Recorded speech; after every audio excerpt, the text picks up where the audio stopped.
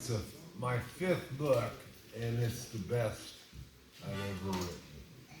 So I'll be reading from it tonight. Woo!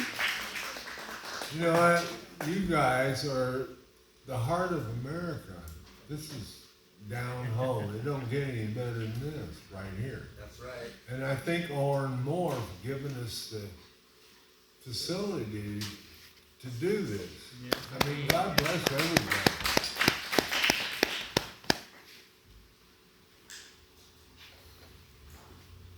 My new book is called Casanova Moon. And my friend suggested I read this poem right here. I'm so damn happy. I forgot my glasses. I should have memorized all these, but I can't.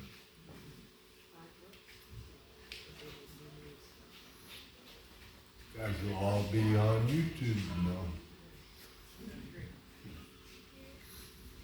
All right, roll up on me. Roll up on me, Jesus, like the mighty wave you are. Roll me up in the sand and surf until I scream for air. Yes, roll on me like a black Baptist church with fans waving and stained glass windows open, voices shaking the rafters, tambourines, shiny shoes, sweat and smiles. Roll down on me, dial to the altar and confess my sins in such detail it quiets the congregation. Then roll me, Jesus, out the front doors, a forgiven man. And then roll me down to the old watering hole like Elijah in a fiery chariot. I testify with a loud and loving voice until someone buys me a drink and shuts me up. Roll up on me, roll up on me. Thank you.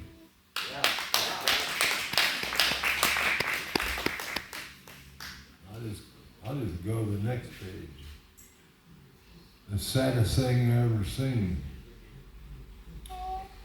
In an ill-fitted suit, the old white-haired man stood with hands clasped and shackled, shaking like old men shake, crying like no one ought to cry, on a heavy pine box. I imagine they were high school sweethearts who had romantic dinners at Bubba's Barbecue, watching fireflies on Angel Butte in an old coupe with foggy windows. A simple wedding at the First Baptist Church, a house full of children, or none at all. Hard times and good times, and times forgotten, and the hardest time of all, this time,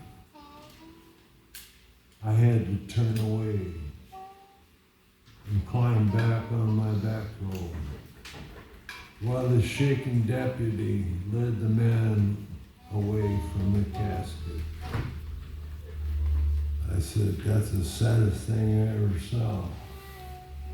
There's no justice for an old gentleman who ends the pain and suffering of the only one he had ever loved.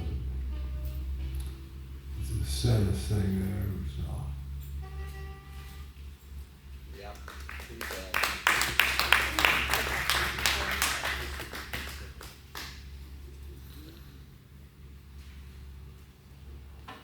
I just keep on going. Tell me when to stop. Beautifully hurt.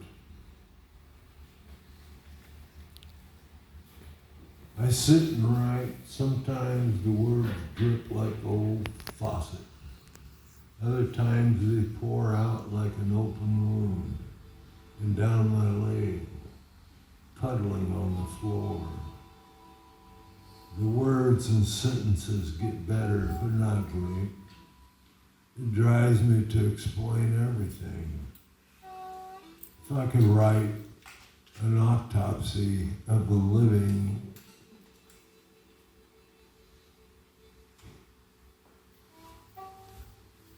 like Bukowski, or write like Paul Simon, a poem even close to the bridge over troubled water. Then what? Then I wouldn't have to beg for an audience.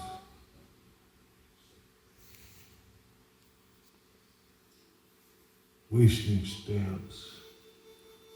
I want to tell the world why willows weep, why your forever burden is nothing but guilt and fear, why people love can suffocate you, why willows weep, how to lose gracefully, why a wink comes before a smile. Yes, that's it. The wounded words drip and puddle at my feet. I am beautifully hurt.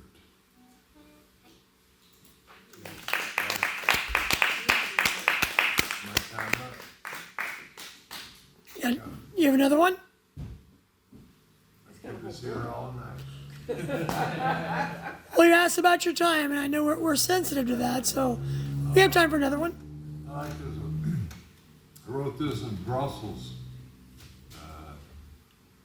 back in September. 2 a.m. It's 2 o'clock in the morning. People with glassy eyes are trying to light the wrong ends of their cigarettes. They rock back and forth like a boat or a train, a bar stool, a cold bench, a doorway. And they rock the rock of ages. It's 2 o'clock in the morning. And people are not sure where they are, trying to light the wrong end of their cigarettes. And they rock back and forth. The rhythm isn't perfect, but it is. Like rocking babies on their stoops, in their trenches, bedsides, alleyways, nursing homes, hospitals, prisons, wailing walls, Pentecostal churches, and cradles. It's 2 a.m. and people try again to light the wrong end.